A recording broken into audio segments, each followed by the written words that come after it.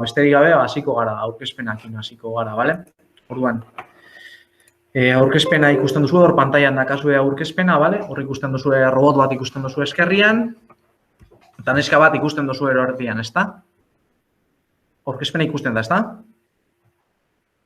Bai, ikusten da, bai. Vale, bueno, hor bi izen ditugu aurkezpen horretan, bai ni, Urko Sueiro, eta bai Jon Ormaetxea, azkenian, ziklo aurrera ateratzen dugun bi pertsona garelako. Jon Ormaetxea da betaldeko tutoria, ni naz ataldeko tutoria, eta kasu honetan ni tutore lanak eta titulo koordinatzaile lanak egiten ditut, bale? Orduan, edozein momentutan, gurekin jarri nahi baldin bozue kontaktuan, usueiro@mondragon.edu idatzi edo jormaetxea@mondragon.edu idatzi eta hortik erantzungo dizuegu, bale?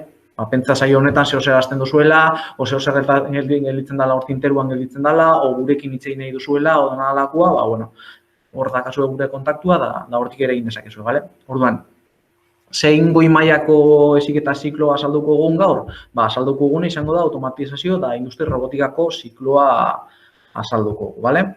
Orduan, aldorretatik, hor dakazuen lehenengo transparentzia honetan, lehen egin azpizka bat azaltzen bebai, guk eskolan ditugu bi kampus, hemen eskuman dakazuen hau, izango zela Iturripeko kampusa eta hemen dakagu Garaiako kampusa, bi kampus ezberdin izango zian, eta hemen herrian dakazuena da, 10. eraikuntza, simplemente beste eraikuntza bat, bien artean da hor parkina dauela, Orduan, gu nun muitzen garen, eskolak azkenean heziketa zikloak ditu, bi eraikuntza hauetan.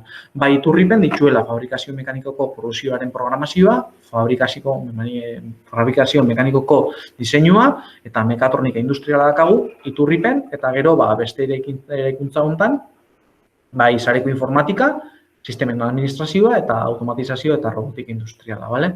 Orduan gu Garaian gaz, bale? 11. eraikuntza, hor Garaiako horretan, bale? Bale? Eta, zer ikasiko duzuen? Pixea bat, hori laburbilduz ikasi behar dozuena, bale? Bi gai inguruan ibiliko gara, bale? Automatizazioan gaian inguruan ibiliko gara eta robotika gaian. Azkenean tituluak, izenburuak dioen moduan automatizazio eta robotika. Automatizazioan zer egingo egun? Maketekin simulaketak ibiliko gara egiten, maketa ezberdinak ditugu eta maketekin ibiliko gara simulaketak egiten. Praktikak laborategietan lehenengo mailatik da ia lehenengo 3 hilabetetik hasiko zarete praktikekin, bale? Gero, logika ere, logika ezberdinak ikusiko ditugu, zer dan logika kableatu bat, zer dan logika programatu bat, bale? Azkenean ibiliko gara, bai kableatzen, bai programatzen, azkenean tresna ezberdinak, baino bai bide ezberdinetatik, bale? Azkenean logika ikasiko alde batetik izango dela kableaua da hor lan gehiago izaten dela, eskulan gehiago izaten dela, eta beste logika bat izaten duguna, izaten da logika programatua, izaten da logika bat, nun gutxiago kableatzen dugun, baino gauza gehiago programatzen ditugun, da horrekin ere, gaur egun, da nahiko orientauta enpresetan, programatua. Gutxiago kableatzen da, gehiago programatzen da, bietatik egin gogu, bale? Dokumentazio teknikoa, azkenean plano elektrikoak egin ditugu, bale? Mekanikuek eta diseinukuek egiten dituzte SolidWorksen bitarten, egiten dituzte, bakidurak egin dituzte, multzoak egiten dituzte, gure kasuan, horrelako marrazketa teknikoa egin beharrian, guk egiten duguna da guzti hori irudikatu, baina guk irudikatzen duguna da plano elektrikoak irudikatzen ditugu, bale? Gure instalazioen, gure automatizazioan plano elektrikoak irudikatzen ditugu, bale? Eta hortaz aparte, SolidWorkseko ere,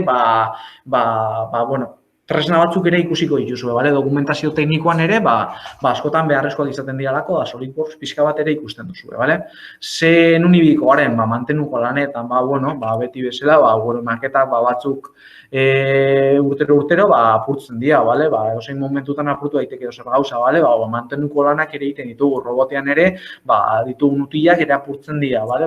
Apurtzen direnean, simplemente mantenuko lan horiek ere egiten ditugu, bale? Askotan, zuen laguntzakin, beste batzutan guk egiten ditugu, baina, mantenuko lanak egiten ere ikasiko zue, bale?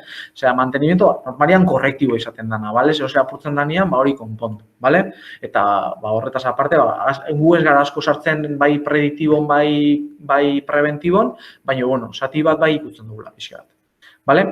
gero prozesuen ziklua programatu ditu, azkenean edozein prozesu industrialek daka ziklo bat, bai depositu batek, bai zinta batek, bai ez dakit Mercedesen dauen kateak, bai Ederlanen dauen kateak, edozein enpresatan kate desberdinak dauz, gehienak dira automatizatuak, bale? Eta hor, sartzen ditugu elementu desberdinak, sartzen ditugu hidraulika, sartzen dugu pneumatika, sartzen ditugu motoriak, sartzen ditugu horrelako tresna pilo sartzen ditugu, bale? Hori pixka bat lantzen duguna. Zikloak programatzen, bale? Hasieratik bukaera. Zikloa hasiko dut ez dakit zer sartzen bera hasieran, da ziklo horrek produktu bat eraldatuko du, da bukaeran beste produktu desberdina bat aterako da. Hori nola?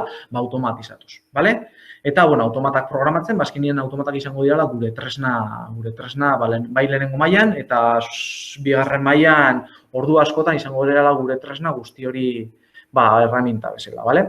Eta robotikan, zati txikitxo hau badakagu, hori egia da, osea, zati bat, nahiz eta ziklo automatizazioa robotika dan, ez da 150 da 150, baizik eta robotika da zati txiki haua da.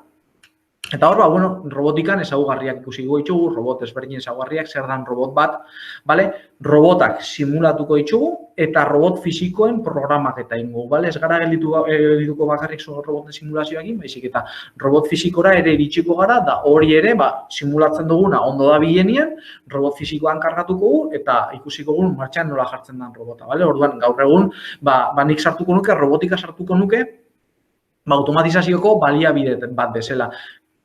Automata baliabide bat izan daiteke, motoriak baliabide bat izan daitezke, bariadoriak baliabide bat izan daitezke, edozein kontroladora baliabide bat izan daiteke, eta robota ere baliabide bat da automatizazio munduan. Hori pixka bat gure ziklua zertan datzen. Pixka bat hori egingo ditugu lanak bi urte hauetan. Guk ere lantaldeka saiatzen gara ez, egiten dugu lan, horretarako,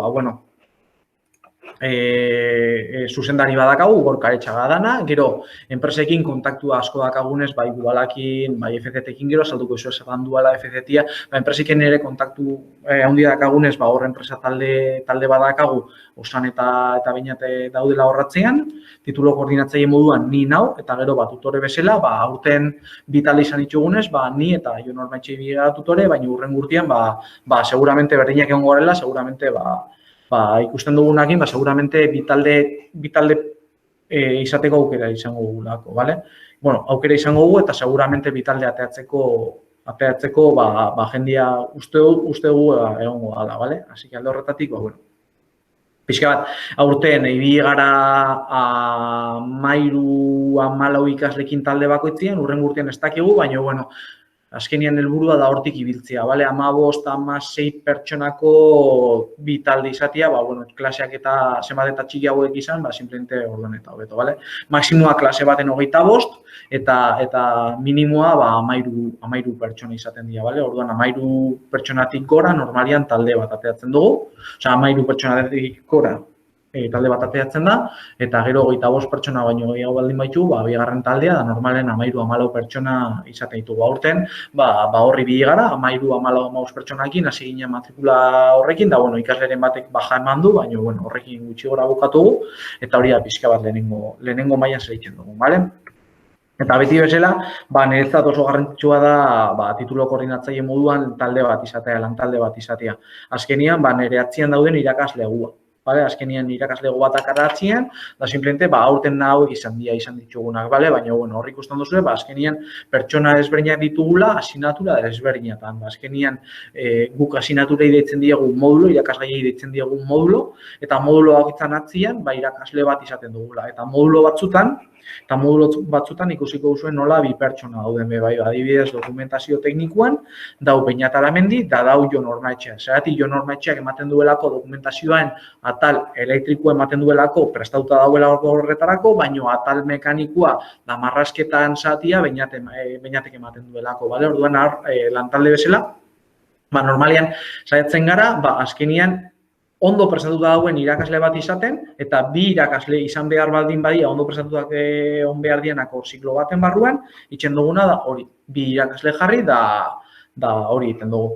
Horretaz aparte ere, nire izena ikusiko duzu hemendik, ni ere sistema sekuentzial programarretan nahuelako talde baten, eta Jon Ormaetxea beste taldean egon zen, aurten egon da. Bale, potentzi sistematan, nik ere hor laguntza bat eskaintzen dut, simplemente edurne segurola eta julen belatei, horri bidiralako nerekin batera, potentzi sistematan, klaseak ematen, praktikoak dian, ez da panel batzuk, kuadro elektriko batzuk multituko ditugunez, askotan hor ere, duda asko izaten dituzue, da bira gazle jartzen ditugu apoio bezala, bale?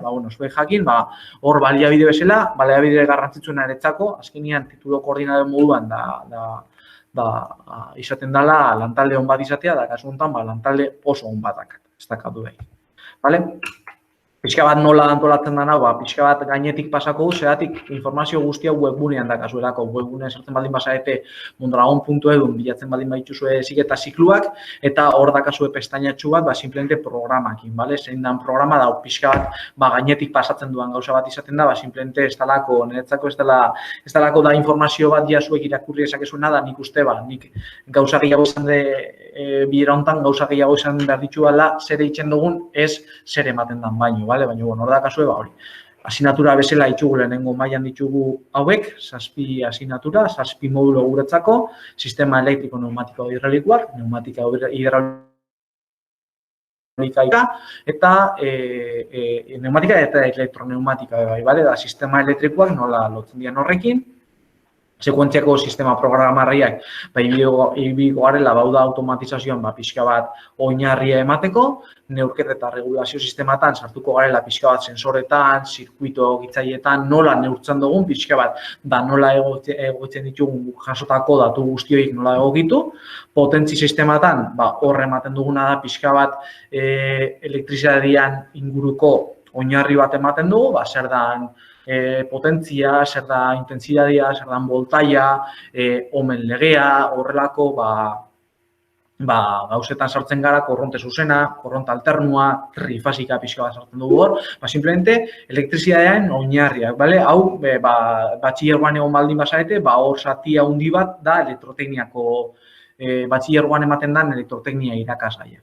Hor sartzen dugu potentzi sistematan, bale? Dokumentazio teknikoan oinarte esan dugun bezala, ematen duguna izaten da pixka bat plano elektrikoak nola marrazten ditugun, nola entraratu behar dugun txosten bat, eta guzti hori pixka bat horra saltzen dugu, eta gero bigarren zati baten dokumentazio teknikoan sartzen gara gauzak irudikatzen, bale? Askotan gure dokumentazio teknikoan sartu behar ditugulako, pieza ezberdinak sartu behar ditugulako, o gauzak irudikatu behar dialako, o kasuren baten instalazio elektriko bat horretarako programa berezirik ez dauda irudikatu behar da zehozer, horrere pixka bat kaze elektrikoa aparte, kaz mekanikoa SolidWorksekin egiten dugu, autokazen antzeko programa batekin, bale? Industri informatikan saiatzen gara gehien bat programaketari garrantzia ematen, azkenean zelenguai ikusten duzue, gabiz horri deia bat buruan dakagula Arduinoak pixka bat ere sartzen ditugun, da uste dugula Arduinoak ere erabilitugu, baina gauza puntualetarako erabilitugu, da igual Arduinoa ere izan daitekela erraminta hon bat izan daitekela, urren urtera begira horra bizpentsatzen, eta gero dakagu laneko prestakuntza eta orientabidea dala FOL, Formación y Orientación Laboral, eta horre pixka bat, kontratu bat nola itzen dan, PRLA, Prevención de Riesgos Laborales, EPIak zer dian, nomina bat nola irakurri, kurrikulum vitae bat nola egin, pixka bat enpresakin lotu dauden beste inbeste gauza, azkenean iristen da momentua, askotan galduta egon garela, simplemente enpresakin lotura dakaten gauza guzti horrek, gero lanmudura joten zaeten nian, simplemente zuek ere hor pixka defendatzeko, bale? Guk hemen izaten duguna, Eusko Jaurlaritzak esaten dugun bezala, kurtsoan asistentzia minimoa dala 100%, horrek esan nahi du, 80%, 20%tik gorako faltak baldin baitugu urtean zehar, hor bestera baten ez ebaluaketa jarraitik kanpo egin behar dan beste ebaluaketa baten ebaluatzen zeituztegula, baina guk horre ematen diogu, garrantzia asko ematen diogu, 180% horri, asistentzia guretzako garrantzitsua dalako, azkenean gauza asko ezin dialako ikasi klasea etortzen ez baldin pasarete, bale? Gauza batzuk, gai ematen baldin badizuegu, informazio pila bat dago interneten, baina askotan guk ematen diogun balio hori, askotan interesgarri izaten dalako klasea etorri, eta hori ikastia, liburu batekin askotan ez dalako posible, bale? Eta, hemen pixka bat kurtsoa pasatzeko, simplemente zein izaten dian pixka bat, zein izaten dian baldintzak, bi modulokin normalian, asko jota bi modulo eta gehienez 300 euro izaten diala. Bale, hori ere aurrera ikusiko gauza bada, ez uste dut ez dalako interesgarria. Bigarren mailan, sistema programagarri aurreratuekin ibiltzen gara, hau zer da? Lehenengo aurreko urteko sekuentziako sistema programagarrien jarraipena, bale? Lehenengo urtean jakitzen dugu nola programatzen dian automata eta oinarria ikasten dugu, rafeta zer da, ate logikoak zer dian, da bigarren mailan horren jarraipena, simplemente asignatura horretan ematen dugu. Gero, industria robotika dakagu hor ordukin, industri komunikazioak ere baitugu hor, simplemente, azkenean robota PLC-ekin batera elkartzeko, o baldin bako motore bat eta bariabore bat hori nola dutzen dugun, azkenean lotura egon behar dalako gure tresna ezberdinek, gure bariabide ezberdinek, guk bariabide ezberdinek erabiltzen ditugu, baina zentzua dakate, makina baten dakate zentzua elkarrekin baldin badaz eta komunikatzen baldin badia, haien artean ulertzen baldin badia. Nik sensore bat baldin badakat eta sensore hori ez baldin bau ondo komunikauta, gure automatakin ez baldin bau ondo komunikauta, gure bariaborekin o gure motoreakin, azkenian badakizu zer gertatzen da, azkenian horrek ondo komunikau behar dira, bale? Da horrek ikusten duguna, pixkat, IP helbideak zer dian, zaitzen den gara Profinet, Etherneta zer gana saltzen, bi PLC elkartzen ditugu, elkartzen dugu PLC bat bariabore batekin, elementuen arteko komunikazioiek, bale? Zelako protokolokin ibiltzen dira, bale? Industria automatizazioko sistemen integrazioa, oso lotuta daudela asignatura hauek, azkenean guk integratu behar ditugula gure elementu guztiek. Automatizazioko eta robotikako industrialeko proiektua, kurtso bukaeran, horre otzaila aldera, egiten dugu, proiektu txikitsu bat egiten dugu, nun elkartzen ditugun, gai desberdinak elkartzen ditugun, da 50 ordutan, urtean, 2 urte hauetan zehar, proiektu txikitsu bat egiten dugu, bale? Oin azalduko dizuet, nola ez da proiektu bakarra, egingo duzuen proiektu bakarra ez dago izango, bale? Osea, azkenean gure ziklua dau pentsauta, proiektuka lan egiteko ere, bale? Erronkaka lan egiteko, oin azalduko dizuet, oin etorriko da beste transparentzia baten, hori azalduko dizuet, bale? Baina da Eusko Jaurlaritza, jartzen digun asignatura bat proiektua egiteko, bale? Azkenean, Eusko Jaurlaritzan programatik datorren gauza bat. Enpresa eta ekimen sortzaile, simplemente enpresa bat nola sortu, ekimena zer da, hor ere sortzen duzue, enpresa fiktizio bat sortzen duzue, jakitzen duzue zer dian bere forma juridikoak, zelan ateratzen den produktu bat, horren enpresakin lotu dauden gauza guzti horrek, ingeles teknikoa gaur egun guztiz beharrezkoa dana, eta gero horretaz aparte, 360 ordu egiten ditugu lantokiko prestakuntzan, azkenean praktikak egiten, bale? Juten gara enpresa batera, da horri biltzen gara, trebatzen ibiltzen gara, bale? Orduan, bigarren maila bukatzen dugu otsaila martxora aldera, martxoan normalen izaten da, eta martxotik aurrera, martxotik ekainera, egoten gara, enpresa baten egoten gara, bialtzen ditugu ikasliak, eta hor jarraipen bat egiten diegu, da simplemente 3 hilabete izaten dienez, normalian 2 aldiz elkartzen gara bai enpresako instruktoreakin, bai ikasleakin, elkarrekin bai eskolako tutoreakin ere elkartzen gara, eta ikusten dugu jarraipen bat ikusten dugu. Zelan ikaslea egiten dugu planin bat egiten dugu, eta planin hori zelan duien ikusteko. Pixka bat, ikusi duzuen teorikoki, praktikoki, ikusi duzuen guzti hori, oinarri guzti hori, gero enpresan, nolakoa dan, hori esku hartze hori izateko, bale? Enpresa bat juteko, lehenengo da bigarren maila gaindituta izan baritxuzue, eta martxotik aurre izaten dira enpresako praktikak, bale? Hau pixka bat, zelakoak dian konbokatoriak, nola itzen dugun gu konbokatorien asuntua, bale? Nik uste hau, igual hobeto azalduko dizuegula momentu iristen dania, baina, guk kurtsoko 2 aukera izaten ditugu, Eusko Jaurlaritzak esaten digu ikasle bakoitzari urtero 2 aukera eman behar dizkuegula, bale? Diala ordinaria da extraordinaria, OR bat da OR bi deitu nahi duzuen moduan. Eta hor dakagu, simplemente ikasle bat, ez baldin bada fini bigi eta errekuperaketa bat egin behar baldin bada, kurtso bukaeran ere aukera hori izan dezala, bale? Eta horretaz aparte, ikasleren batek, aurten badakat ikasle bat, informatikan oso abila dela, eta informatika industrialeko asignaturara juntzala lehenengo hastian, da esan ziola irakasleari, ni ona ez nator, porque honek ez daka zentzurik, bale? Orduan, asistentzia 100% iristen ez dan kasu horretan ere, azterketa bat egiteko, froga bat egiteko, da zuen maila benetan erakusteko, aukera egoten da, bale? Errekuperazio horiek izaten dira ekainaren lehenengo erdian, duten ditugu ekainaren batetik 5 ditugu, eta hori izango zen lehenengo mailan, bale? Lehenengo mailatik guztia ondo baldin badoie, 2 asignatura gehienez suspendituta, 300 ordu gehienez, bigarrena mailara pasako ginean pendiente batzukin, guztia ondo jun baldin badal, pasatzen gara limpio bigarren mailara, eta 2 asignatura, 300 ordu baino gehiago baldin badia suspendituguna, gelditzen gara lehenengo mailan, da, bueno, beste 2 aukera ditugu, lehenengo mailan bigarren mailara pasatzen baldin bagara, asignatura horrek gainditzeko, bale? Azkenean, 4 konbokatoria ditugu, bale? Gero ere, ikusten baldin baduzue, ukoren bat egin behar duzuela, renuntziaren bat egin behar duzuela, renuntzia de konbokatoria, posible ere izaten duzue, igual gauza asko pilatu zaizki eta konbokatoria bati uko egin behar diot. Hori ere aukera izaten duzue, bale?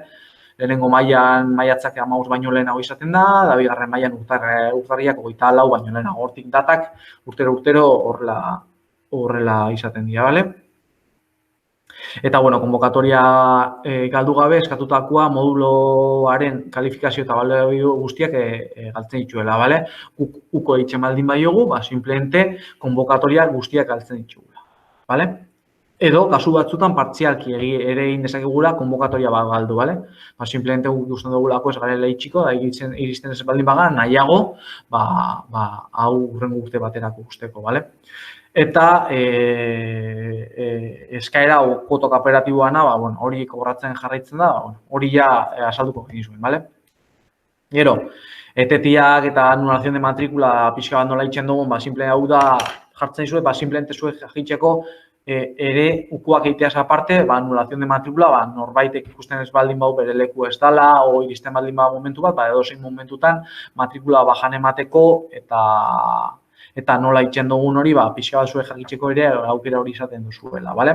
Eta, hor, pixka bat kasu desberdinak, ez dela gehiago kobratzen, abenduak 20 arte, gehiago kobratzen ez du konbokatoriek edo ukorik galtzen, baina urte bat galtzen duela.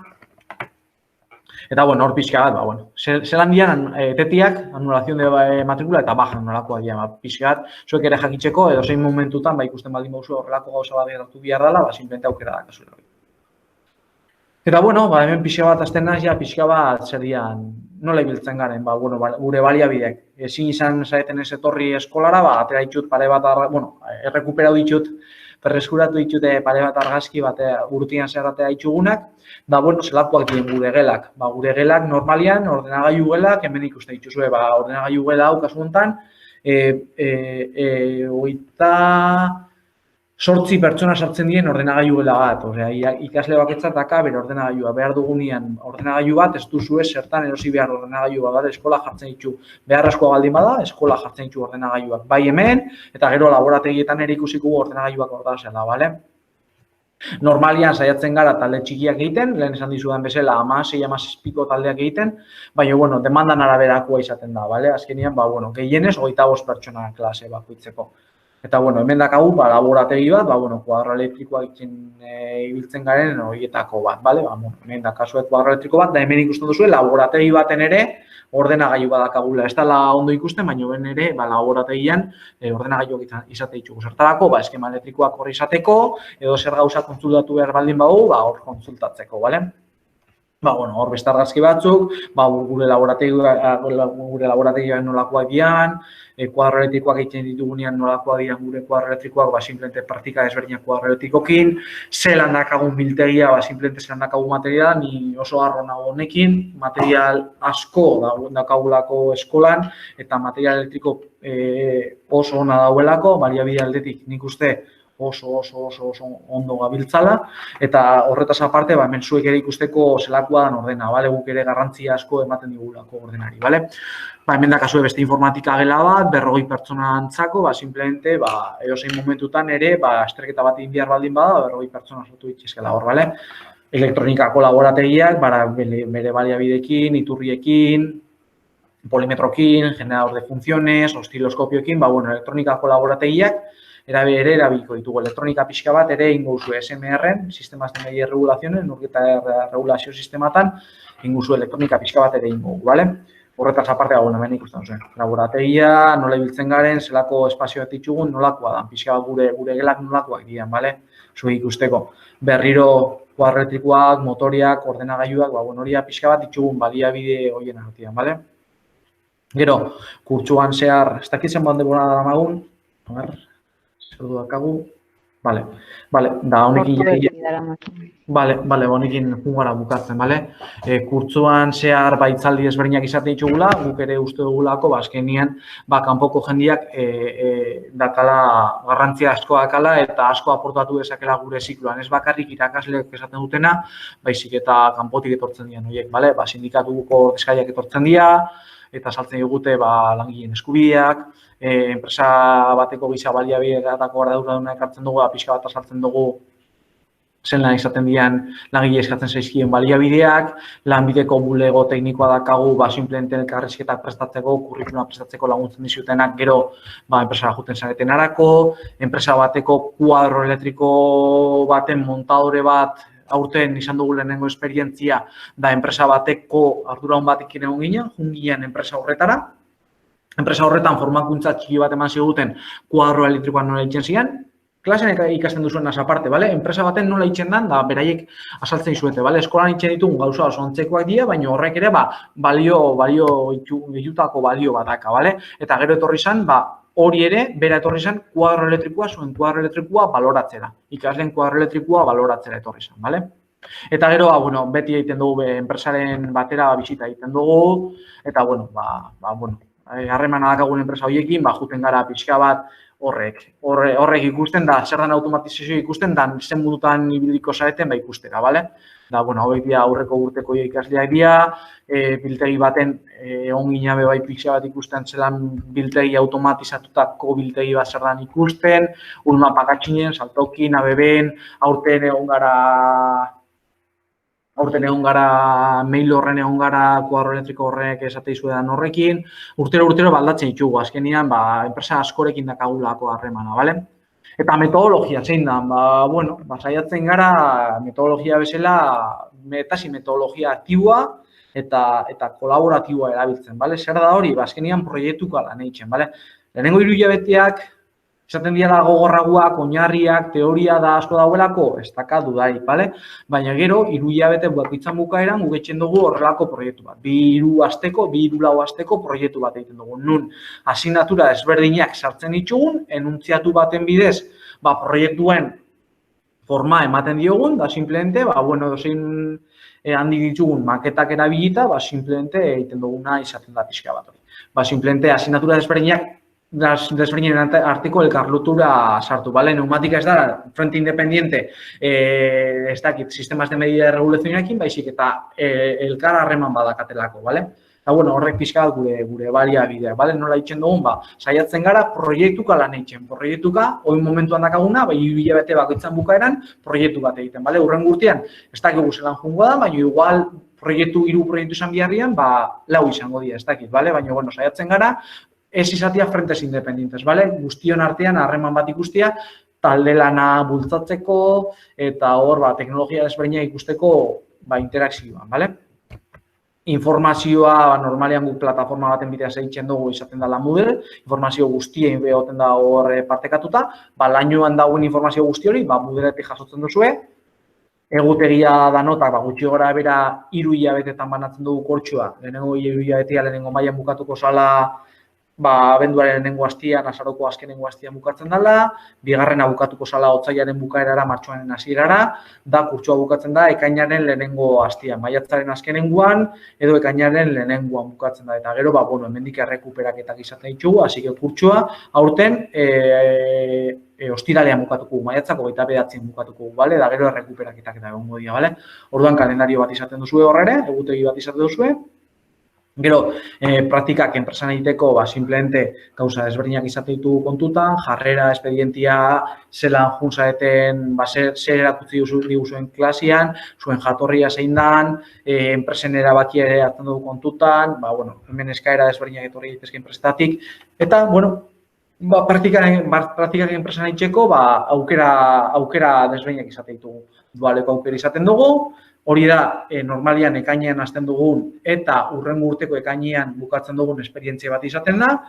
Normalian ekainean lehenengo mailan dana ondo jun baldin bada, ekainaren erdialdera juten zarete enpresara, lehenengo 2 hilabeteak uztailaren bukaeraraino gutxi gorabehera hilabete eta erdi ematen duzu enpresan, 8 ordutara, abuztuan jai, irailean bueltatzen zarete eskolara, irailean bueltatzen zarete enpresara bai 3 ordutara, 5 ordu eskolan, 3 ordu atzaldetan enpresan egoten zarete, eta behin 3 ordu horiek pasa dituzuela, gero otsailera arte egiten dugu hori, otsailean bueltatzen gara, berriro martxoan, otsailean bukaerara, martxoan bukatzen dugu 8 ordutara bukatzen dugu, bale? Así que alde horretatik, hori pixka bat egiten duguna. FTT, simplemente bukaerako praktika horiek, eta gaur aurten ere, Erasmus Pluseko programa, atzerrian praktikak egiteko aukera. Eta aurten ere, dual gehi Erasmus Plusa egiteko aukera izan dugu, koronavirusa etorri izan, nos fastidia un poco el plan, baina, dualean zegoen ikasle bat, ere, gero atzerrian, martxotik aurrera atzerrian egon zen, enpresa horren,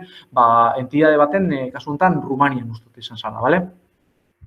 Pixka bat duala zer dan azaldu dizuet oin da, pixka bat nola izan dan, kontratu bidez, beka bidez, guzti hau sartze izango zen, da pixka bat nondik norakoak zuei hobeto azaldu, bale? Baina jakin, programa horri dituen abantaila diela, azkenian guk oinarri bat trebatzen dugula klasean, da gero atzaldetan enpresan egonda, horrek ere laguntzen digula, bale? Da programa nahiko aberasgarri izaten dela, bale? Goizeko oinarri teoriko praktiko hori, horri enpresako ikutu emateko, bale?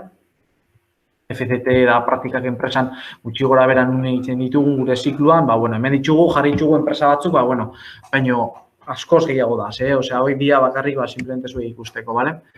Praktika horiek ez dira pagatzen, bale? Baina, hori ere, normalian 360 ordu izaten dira, da dena gainituta, bale? Pixka bat hori, Erasmus Pluseko programa, lehen azaldu dizuena, praktikak atxerrian, da simplemente hor beka batzuk ere izaten dituzuela, Erasmusekuak eta Eusko Jaurlaritzakoak izaten dituzuela, da enpresaren batekin, kanpoan baldin afilialen bat, simplemente egiteko aukera izaten duzuela, urratz programa ere erabiltzen dugu, azkenean teknikaren bitartez, enpresa bat martxan jartzeko, bigarren mailan enpresan bitartez, simplemente norbait ekintzailetasuna baldin kada enpresa bat irikin nahi baldin bau, simplemente zerbitzu hori ere badakagu. Eta ekintzailetasuna da hori sustatzeko pixka bat, horrere ikas enpresa feriakin egiten dugu, da juten gara bigarren mailan, juten gara feria batera, juten diala hemen Gipuzkoako zentru asko juten diala, da feria horretan, zuek egindako enpresa horren produktua aurkezten duzue, da horre ere aukera izaten duzue, hori pixka saltzeko, bale? Zuek horrelako esperientzia bat izateko enpresa batena, bale?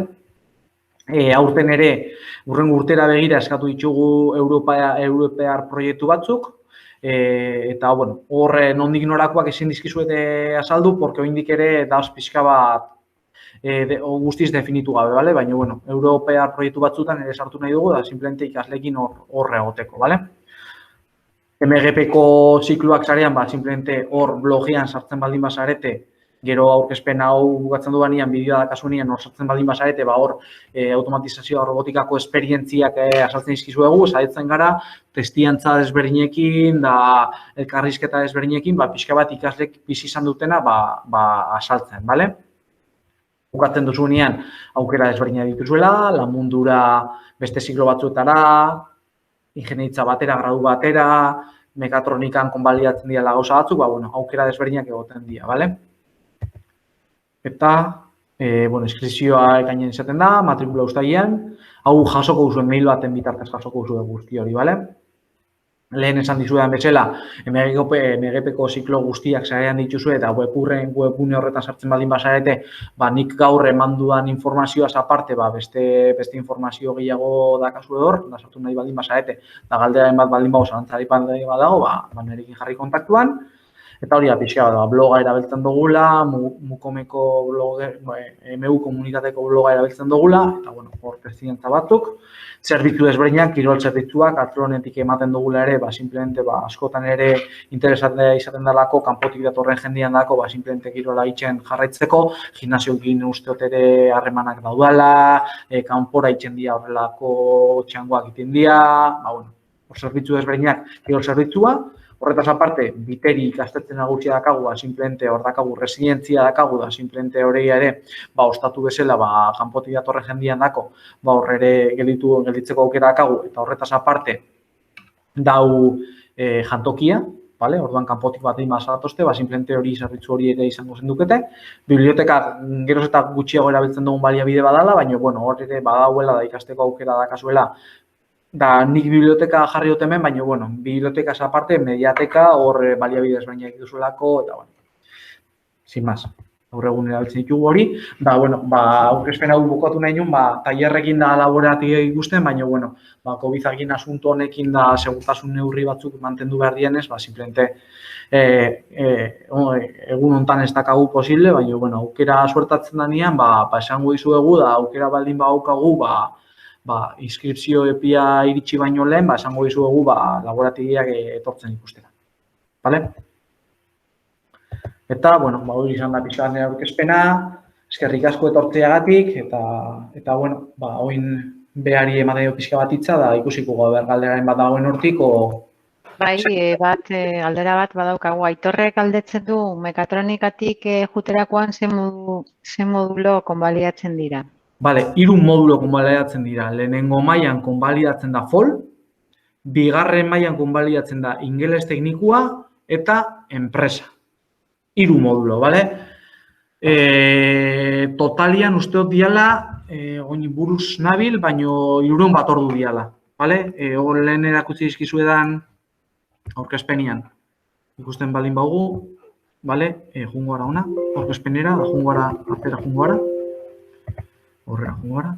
Eta hor jarri dizkizuet, eta asignatura zian hauek, eta hemen, lehenengo urtean 100 ordu, eta bigarren urtean izango zen ingeles teknikoa 40 ordu, eta enpresa 60 ordu, 200 ordu totalian, bale? 110, zikloak ditu 2000 ordu, 110 izango zen. Askotan galdetzen dira zuen gauza bada, eta mekatronikatik tortzen baldin bazarete, eske nik pneumatika, hidraulika gehiago ikusi dut mekatronikan, hemen automatizazioan da robotikan baino. Ez dau kontemplauta, Eusko Jaurlaritzak ez diogu usten hori konbaliatzen, izenak desberdina dialako, baten izen badakalako, bestian beste izen badakalako, da programak desberdina dialako, eta gainera sistema elektrikoak sartzen dialako bai automatizazioan, bale? Orduan ez dira asignatura berdina, baino horrek ere lagunduko dizue, asignatura hori aurrera ateratzen, arazo barik, bale?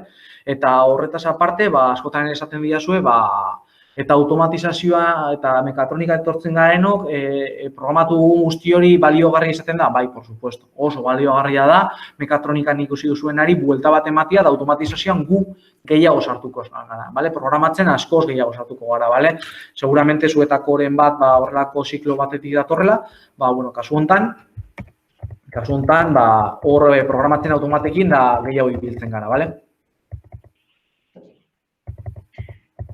Bale, beste bat daukagu, Julenek, galdetzen du noiz irtengo dira matrikulatzeko plazak prematrikula egin ondoren. Bueno, prozesua da lehenengo inberdezue inskripzio bat. Horretarako, haindik Eusko Jaurlaritzak ez ditu publikatu datak, baina esan digutenez izango da datorren astean edo hurrengoan, lehenengo ekainaren lehenengo 2 astetan edo izango diela inskripzioa, baina haindik konfirmazioa ez daukagu. Daukagunean, bialduko dizuegu email bat, esanez zehatz-mehatz noiz dien inskripzio data hauek, eta lehenengo pausua da inskripzioa egitea. Inskripzioa ahal izango duzu egin online ikasbidean bidez, baina hori esplikatuko dizuegu, eta inskripzioa egin ondoren, hor eskatzen dizuegu zuen datu batzuk, datu pertsonalak eta baita datu akademikoak, eta Eusko Jaurlaritzak hori aztertu ondoren, bakoitzari esleitzen dio bere inskripzioaren arabera nun egin behar duen matrikula.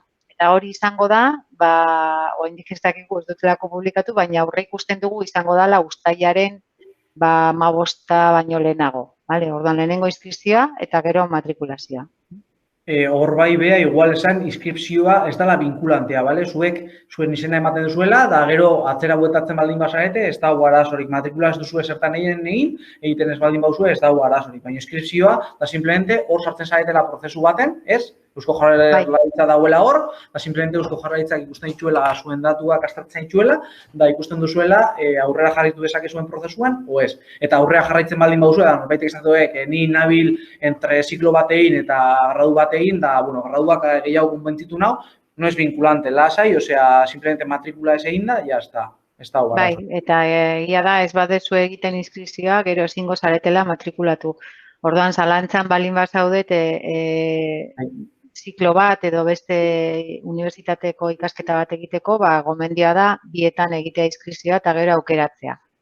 Ez gelditzu zalantza horrekin, hobetogo da danetan egitea inskripzioa eta gero aukeratzea. Bai, gero aurrerago izango duzuelako aukera erabakitzeko, gero gradutan ere, igual atiriko jardunaleak beranduago diralako, matrikula beranduago dalako, da beti egoten dira hor, tartien egoten dira egun batzuk, horrera aukera dakazuelako aurrera jarraitzeko o ez jarraitzeko, bale? Orduan, egingo nukeen esango zen, leiho hori ahalik eta gehien iriki, eta gero momentu iristen danean, erabaki hartu.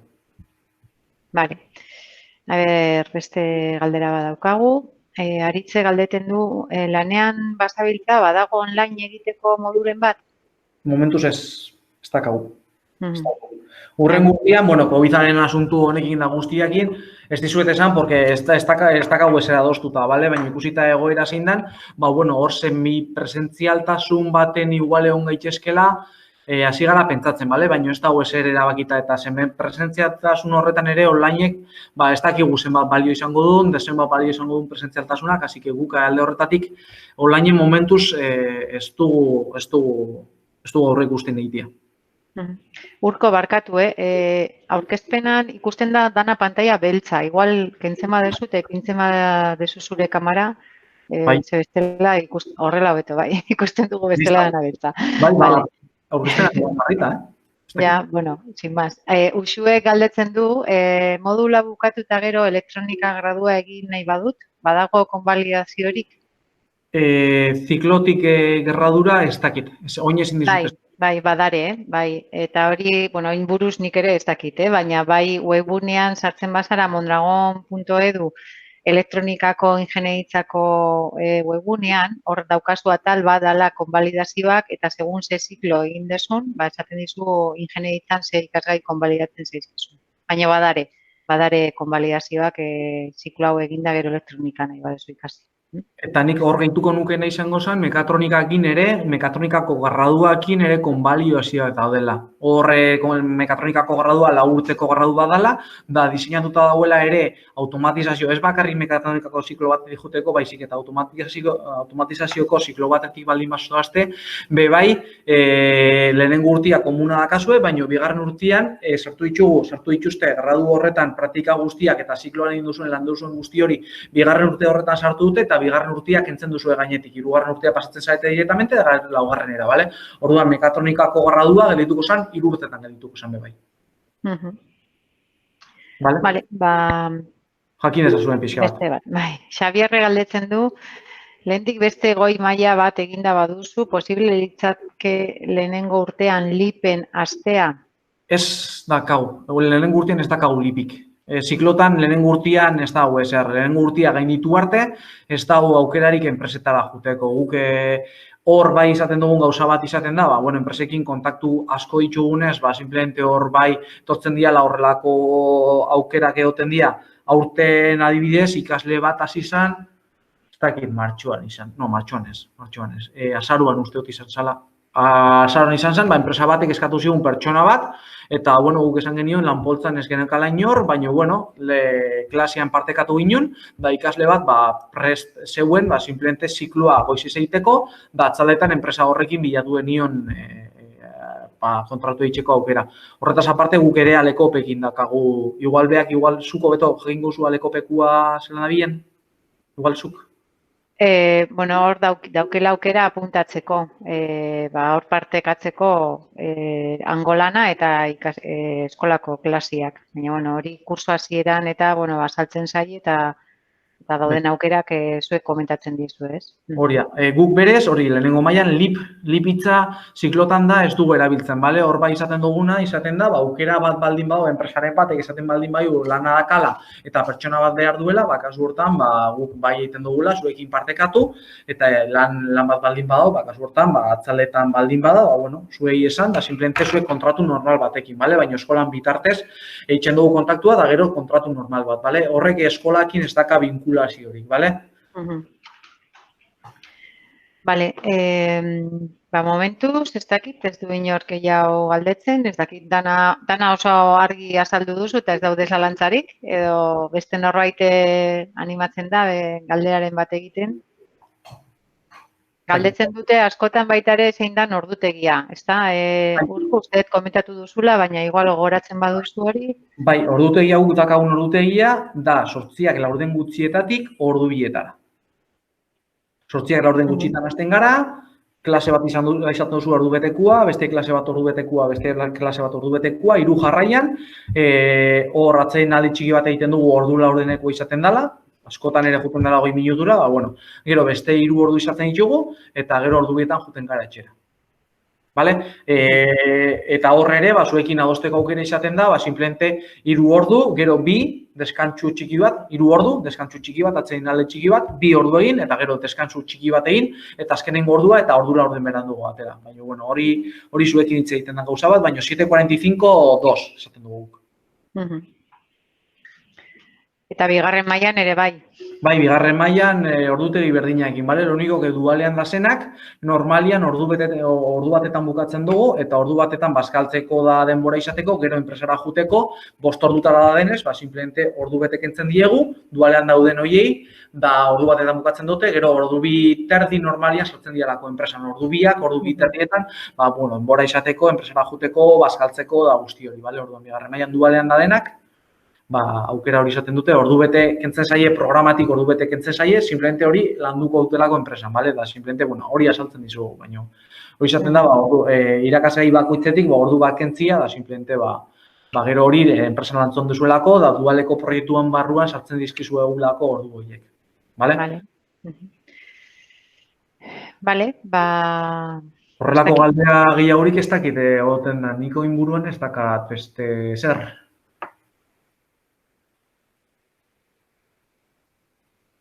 Inguruan hori ez dakat beste zer pixka bat aurkezpen horretan jarri zuet, nik normalian komentatzen duguna horrelako aurkezpenetan da azaltzen duguna, eta nire aldetik ez da beste zer. Bale, hor komentatu esan duzun moduan, datorren astean bialduko dizuegula bideoa, nahi badezue berriro ikusi edo zalantzaren bat balin badaukazue argitzeko. Baita ere bialduko dizuegu email bat, gogorazten noiz dien inskripzio datak eta nola egin daikezuen, eta hor gure kontaktua egongo da, edozein zalantza balin badaukazue galdetu, eta gu urko hori pasatuko diogu emaila erantzuteko edo telefonoa, eta jarriko da zuekin kontaktuan, balin bada zalantza eduki aldetik edo. Horre aurrezpenean nire mila dakate, hasi que direktamente itxetan baute, ez da guaraz, hori ikusten baldin bauzue, nirekin egon nahi duzuela, da nik lagunduko baldin badezaket, nik egin dut, eta nik ikusten baldin baut, horretan ezin duela lagundu, kasortan askotan zerbitzu akademikoko gauzak dialako, behakin egon gonaz, da behak erantzun. Baina, azkenean izango da bi aldetara izango da, bale? O behak ingo du nire bidez, o nik behan bidez. Hori da. Listo orduan. Eskerrik asko. Etortzeagatik, entzuteagatik, eta egongo gara jarraituko dugu harremanetan. Bai, jarraituko harremanetan, edo zer gauza dakazuela hemendik gabiz, eta, pena bat da laborategiak eta baliabideak zuei erakuste gaukerarik ez izatea, baina, gauden egoeran, ustegu, lehenengoa da segurtasuna, zuen segurtasuna dala, orduan balde horretatik, egoerantan ezin izan dugu hori zuei erakutsi, baina, posiblean aldera, saiatuko gara horrelako, ez dakigu zer gertatukoan, ez dakigulako, baina, posible suertatzen baldin momenturen baten, bidaliko dizuegu mail bat esanez, horrek ikusteko aukera izango gula, da esango dizugu noiz izango da.